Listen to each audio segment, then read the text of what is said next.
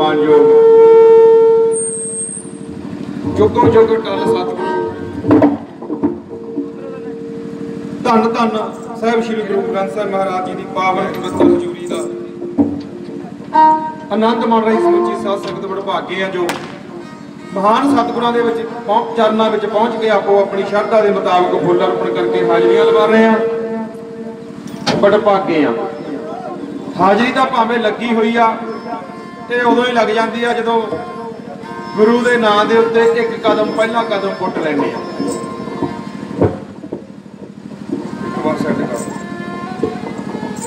आओ फिर भी आप अपना फर्ज कलगीधर पातशाह महाराज जी के कहने मुताबिक हर एक पड़ा के उत्ते पूरा करना है। गज बज के फतेह बुलाउणी कोई रसना बांझी ना रवे। कलगीधर पातशाह महाराज जी जान के हाजर ते नाजर आन लो संग झुकाओ सीस प्यार सहित बुलाओ फतेह आखो जी वाहिगुरु जी का खालसा वाहिगुरु जी की फतेह। बड़ा अज खुशी वाला भागा भरिया दिहाड़ा है। कल्ले अजनेर या पंजाब भारत लई नहीं पूरे वर्ल्ड दे विच धन धन साहिब श्री गुरु नानक देव महाराज जी के प्रकाश पुरब नूं मुख रखदियां होइयां नगर नगर पिंड पिंड शहर शहर 550 साला ये प्रकाश पुरब बड़ी धूमधाम दे नाल मनाया जा रहा है।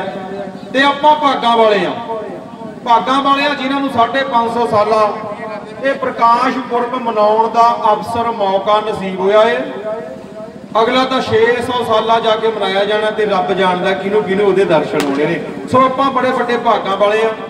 ढाडी जथे ने हुणे हुणे धन गुरु नानक देव साहिब महाराज जी के नां दे उत्ते बंधना अर्ज की है बड़ा गुरु नानक दा नाम ओ दुनिया वालिओ।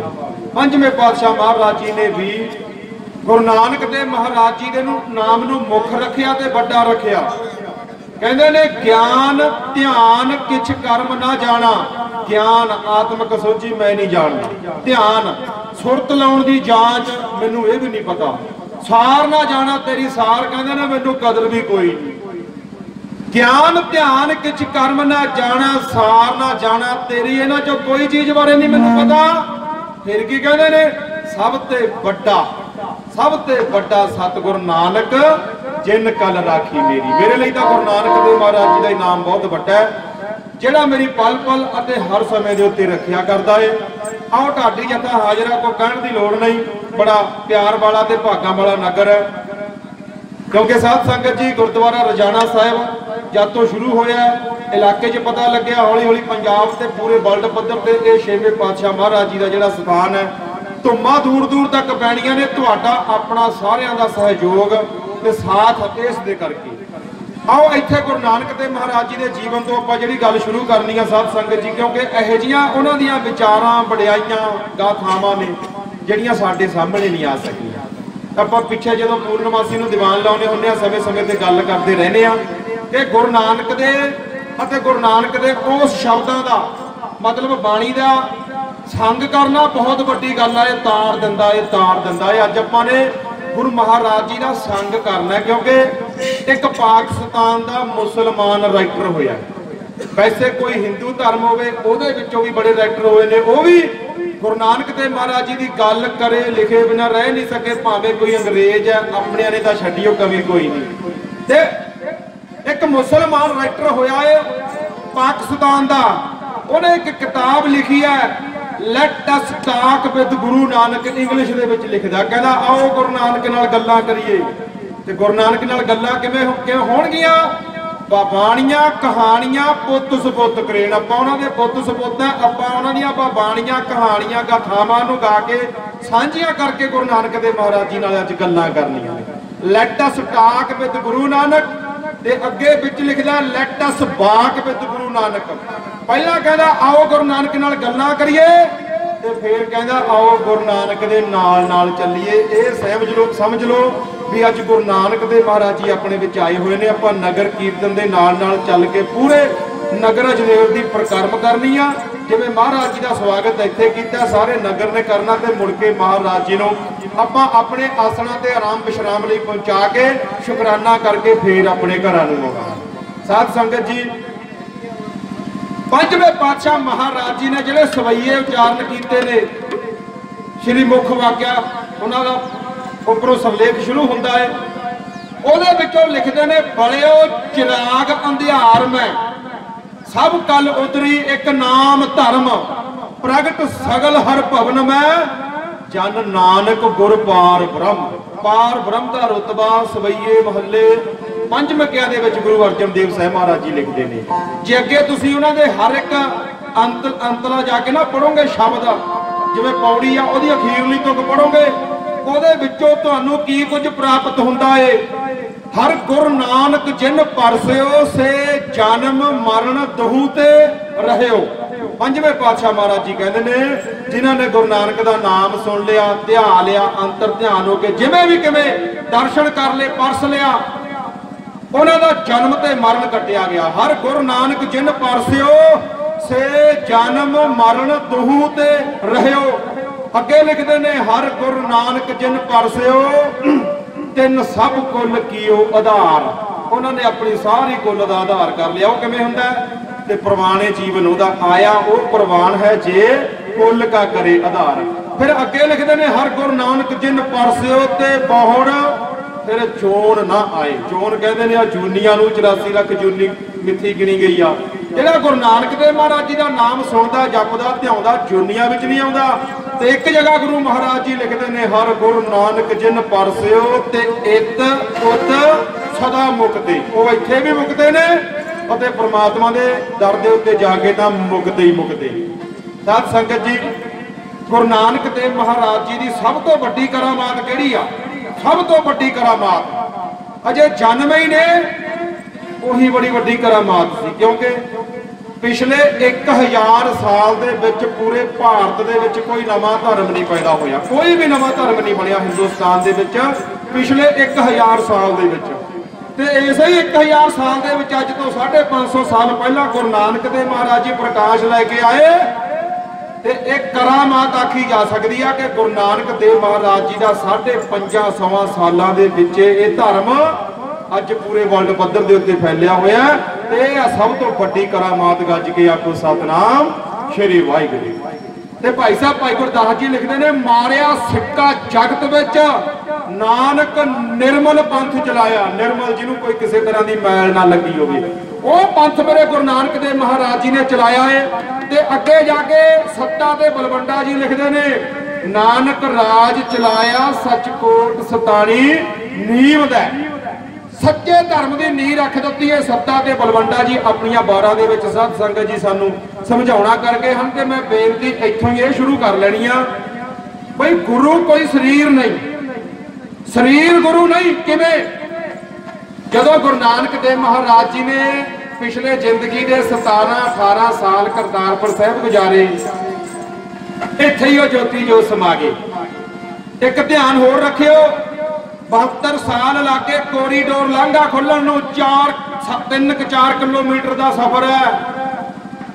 3-4 किलोमीटर के सफर नूं 72 साल लागे ते आपां स्वर्ग स्वर्ग करी जाने उहदा तां कोई पता नहीं किड्डी क दूर ते उत्थे जाण नूं किन्ने क जन्म लगणगे।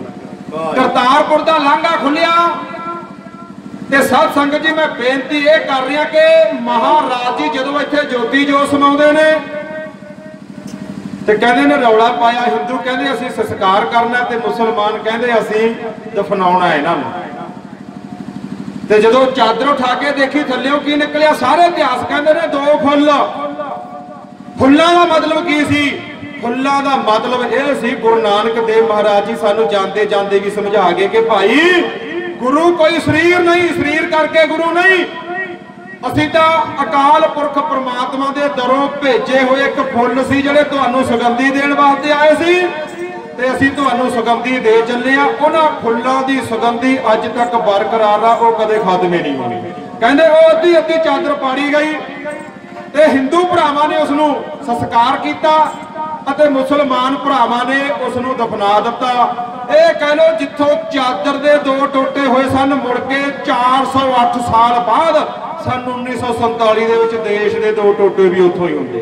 ये नहीं हो रखी जा चुकी किसी तरीके नाल। ये कह लो जिथों चादर दे 2 टोटे होए मुड़ के उस ही जगह तो भारत अते पाकिस्तान दे 2 टोटे हो जाते हैं। सो आओ गुरु नानक देव महाराज जी का बड़ी वड्डी पद्धर ते अज जिहड़ा प्रकाश पुरब जगह जगह हर एक पिंड शहर बड़ी धूम धाम दे नाल मनाया जा रहा है। सानू इत्थे 35 मिनट का समा नसीब होया है। ਉਹਦੇ ਵਿੱਚ ਢਾਡੀ ਜੱਥਾ शुरुआत करने वास्ते जा रहा ਜਿਹੜਾ ਢਾਡੀਆਂ ਦਾ अंग ਹੁੰਦਾ है पक्की गली।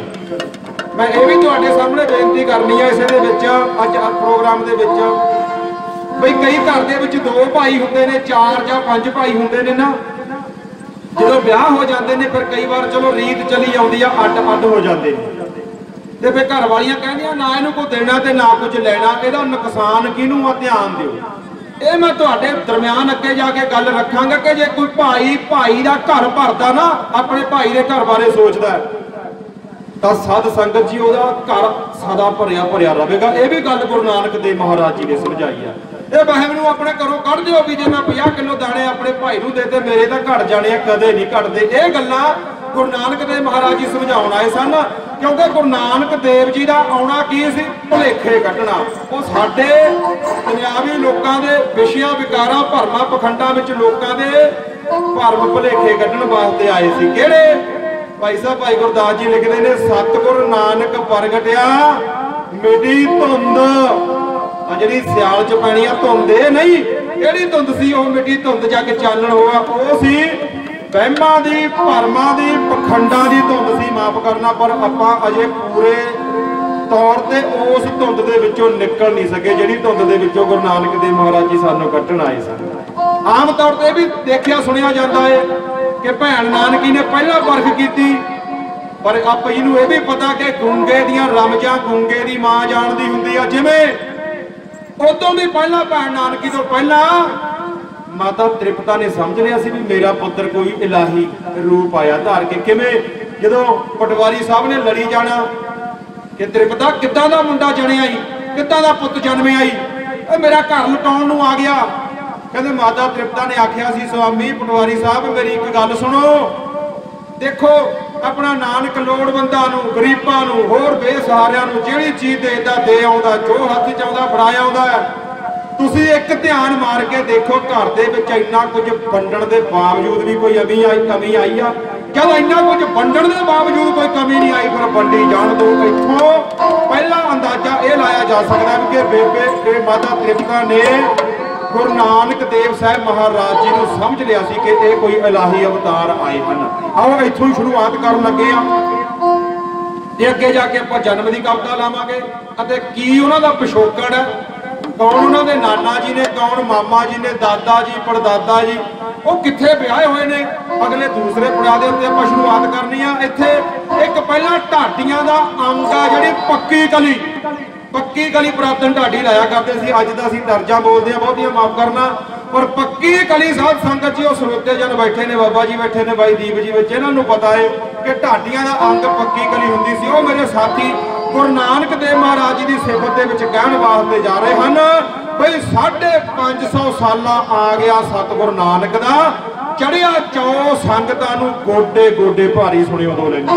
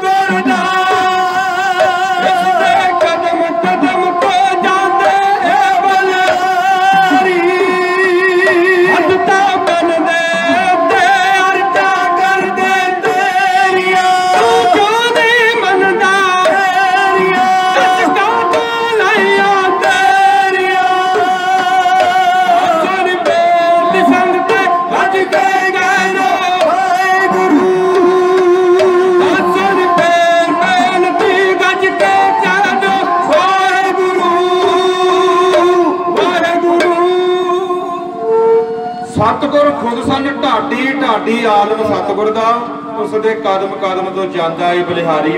गुरु महाराज जी ने अपने आप को किन्ने शब्दों च ढाडी आख्या, वो भी अगे आप कहने का यत्न करांगे। ते आओ हुण इत्थे ही समाप्ति, आपां ने अगले पड़ाव ते जाना।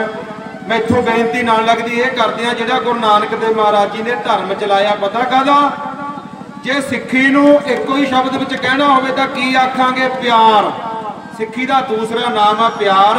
ते गुरु नानक देव महाराज जी ने किहड़ा धर्म चलाया, ये सिफतां दा, सलाहां दा, वडियाइयां दा, विचारां दा, जिहदे विच सानूं समझाउंदे ने भाई जिन्हें तेनों जन्म दिता उहदियां सिफतां करी जा, वडियाइयां करी जा, विचारां करी जा। और सिफतां करदे करदे कदे ये नहीं कहना भाई बस बहुत हो गईयां, उन्नियां असीं करे नहीं सकदे जिन्नियां दी जरूरत है। ये तो फिर वो गल हो गई जी असीं कह दईए बहुत हो गईयां। तू सुल्तान कहाँ हो मियाँ, तू होवे तो बादशाह ते मैं एवें चौधरी चौधरी जिहा कही जावां। तू सुल्तान कहाँ हो मियाँ, तेरी कवन बड़ाई, जो तू दे सो कहाँ स्वामी, मैं मूर्ख कहना जाए। जिन्नी कि तू मैनूं मत देनी है मैं उन्नी के कह सकदा, हरेक ने उन्नी के कहनी आ।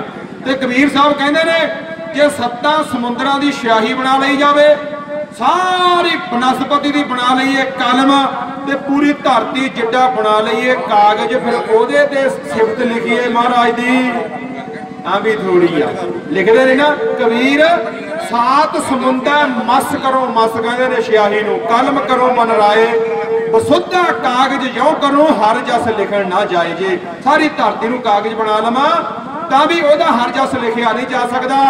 ते साध संगत जी जे असीं जस घट करिए उन्हें घट नहीं जाना, वध करिए वध नहीं जाना। रोज पढ़दे आ ना रह रास विच, जे सब मिल के आखण पाए ਵੱਡਾ ना होवे घाट ना जाए। ना उन्हें साडे कहण नाल छोटा होना ना वड्डा होना, पर ओहदा नाम जपिया ते असीं जरूर वड्डे हो जाना है।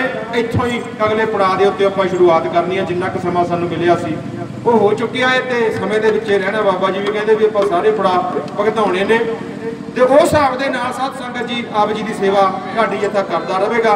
सो बीबियां दे चरनां विच भी बेनती है भैणो, गुरु नानक ने तुहानूं बराबरता दा रुतबा दिता। जदों पाउण लग्या सी ना जनेऊ, महाराज कहंदे रुको पहला मेरी भैण नूं पाया है, उत्थों तुहानूं बराबरता दा दर्जा शुरू कर दिता।